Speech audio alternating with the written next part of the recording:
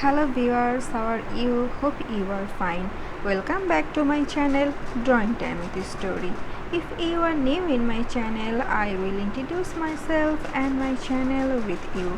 I am Suraya Parveen, and in my channel I select an object or a theme to draw, and while drawing he will not get bored because I will narrate a story. We will gossip about the topic I select to draw or simply deliver some information related to the selected subject, because in my perspective, when we focus on a theme or a subject, we select a theme to draw, there must be a story. Every picture, every image, there is a story behind it, and I am here to share my experience with you.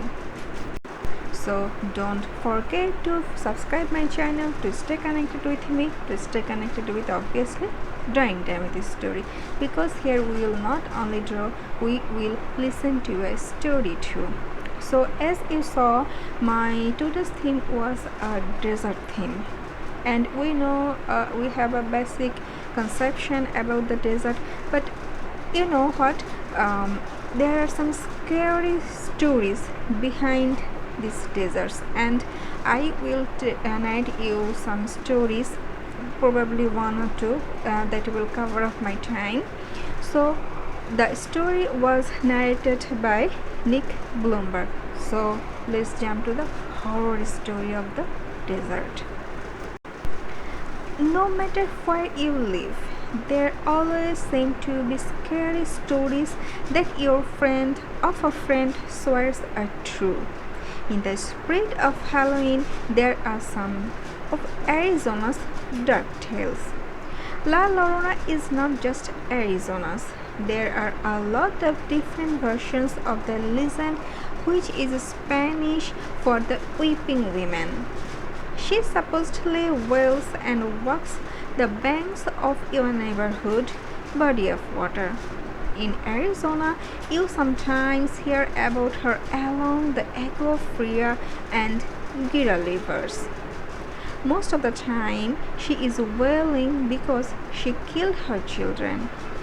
But storyteller Rosanna Farias told me a very different version of the legend. This story starts long ago. Firo said the story is about a girl named Maria. As she grew up into a young woman, she fell in love with her best friend Caio, and they got engaged. But he fell in love with a beautiful woman named Morena. Against her better judgment, Maria visits the home of an old witch. The narrator of the story then tells like that, and the old woman asked, "Nina, porcupines, why are you coming to see me?" Maria poured her heart out and said, "I am so worried about my Caio. This woman has his attention, and what shall I do?" The old woman said, "Bring me some clothes of Caio's, bring me some clothes of Morena, along with her hair, and bring me some of your clothes and hair, and I will take care of it for you." That Friday night, Maria gathered the clothes of Morena, she gathered the clothes of Caio, her love, and she gathered her own clothes and took them to the old woman. She is thinking that all things will be set up, but what is happening to Maria, we will see in the next part of the story.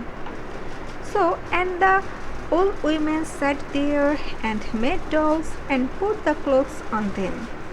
And then she asked Maria to leave. The next morning, Maria was to be married to Caio. She was at a church, standing at the altar waiting and waiting and waiting in her beautiful white dress. And no Caio. There is no sign of coming Caio in this wedding. Maria's cousin came up to her and told her the bad news. that Caio had married Morena that same morning. The witch, being senile and old, instead of tying Caio's doll and her doll together, she grabbed Morena and tied her and Caio together for all eternity. To this day, you can see Maria with her long flowing black hair and her beautiful white wedding dress screaming the screeches of a broken heart. So there is a moral of the story in my sense that don't mess up the things. What is going on, let it going on. Don't take the evil path to acquire something. It will mess up you. The better solution was, I think, let him go. Let him go to that woman he loves, because you will be cheated in the later life. So better let it go. It's my opinion. I don't know what will you do if we fall in this situation, but in my sense, it's better to let it go. I live in Bangladesh. It's a tropical region, and if you live like me, then you will not be able to what is actually desert means or what is look like. We just saw in the pictures, in the images, and on the movies, but we didn't experience in reality. So here is some information about the desert. Those of us who live in regions covered with forest and surrounded by hills may find it difficult to imagine what a desert is really like. The popular belief is that it is an endless stretch of sand where no rain falls and therefore no vegetation grows. It is dry, hot, waterless, and without shelter. But this is not entirely correct, because this was an assumption just being the images of desert. For those who have studied it, the desert can be a beautiful place. It's the home of a variety of people, animals, and plants that have learned to live under very hot and dry conditions, and it's called the adaptations of the nature. It's obviously true that the ground is not always hidden by a cover of grass, plants, or trees, as it is in other climates. But whenever it rains, which is very rare actually, desert flower buds open up, and the sight can be as rewarding as that of any tropical garden. And I think it is the best scenario of the people who lives in desert, because rain is actually a gift. It's actually amazing. Getting wet in the rain, it's an unimaginable feeling to us. So a desert is not always a flat, unchanging, useless area of dry sand. It may have mountains and hills. It may have an oasis, big or small. An oasis is like a green island in the middle of a desert where a spring or a well gives plants and trees a better chance to grow. A desert may be hot like Thar or cold like Lakhat. But generally speaking, if a place has little or no water and vegetation, people usually call it a desert.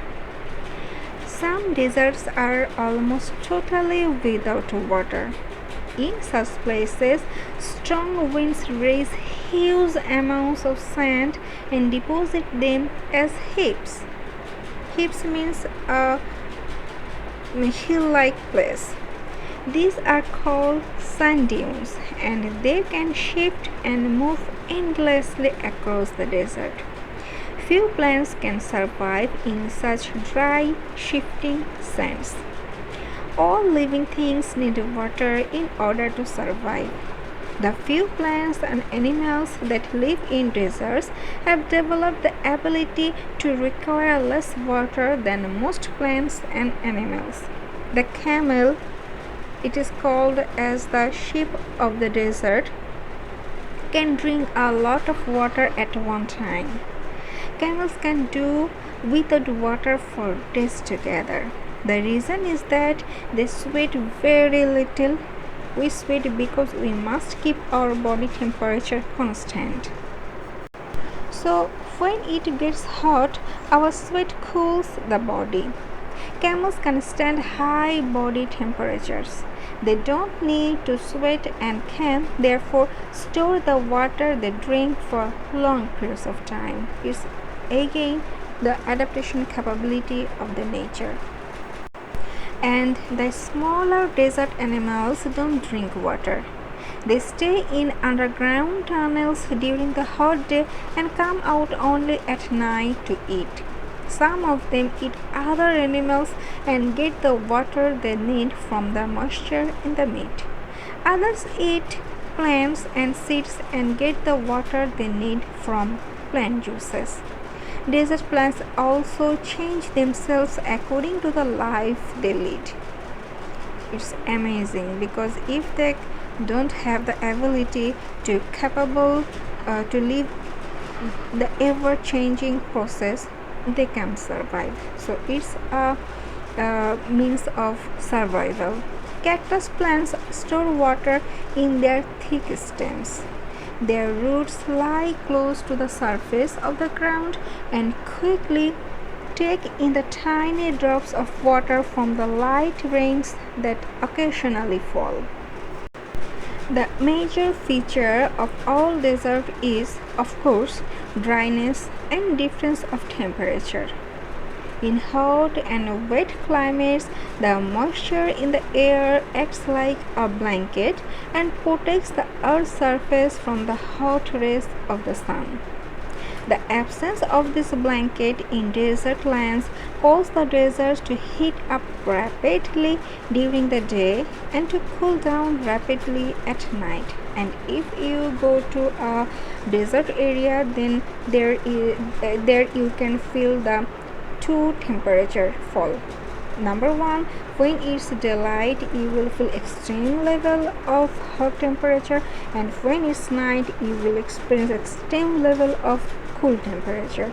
And I must say the people of the desert area are much more stronger, adaptable than us, because at a time in day and night they experience two different weather changes, and I must respect them because they are capable to survive in that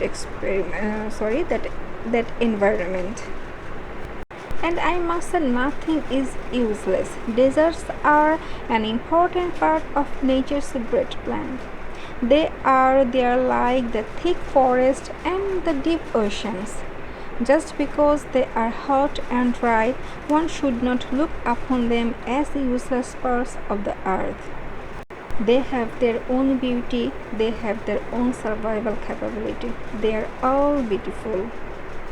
So that is the end of our it's almost done with my drawing, and it's the end of the story and the description or the narration of the deserts. I hope you both enjoyed the drawing and the narration and the story. So let me know in my comment section, because it's always open for you. I appreciate your suggestions, I appreciate your comments, and I am really happy to read them. And if you have any special request to draw for you, please let me know. I'll be very glad to draw for you. So if you don't yet subscribe my channel, please do subscribe, and don't forget to press the bell icon to get notified when I release a brand new video, and obviously a brand new story just for you. So stay safe in this pandemic situation, and we will meet soon with a new drawing and a new story. Bye.